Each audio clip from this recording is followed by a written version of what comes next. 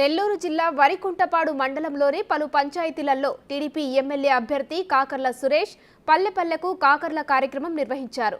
గ్రామాల్లో పర్యటిస్తున్న ఆయనకు ప్రజలు ఘన స్వాగతం పలికారు. ప్రతి ఇంటికి ఉద్యోగం ఇచ్చే బాధ్యత నేను తీసుకుంటున్నానని, తనను ఆదరించాలని ఈ సందర్భంగా ఆయన కోరారు. యువతకు ఉద్యోగం రావాలంటే బాబు రావాలన్నారు. సూపర్ 6 పథకాల ద్వారా మహిళలకు ఎంతో లబ్ధి చేకూరుతుందన్నారు. వైసీపీ ప్రభుత్వంలో ఉదయగిరి నియోజకవర్గంలో అభివృద్ధి శూన్యమన్నారు.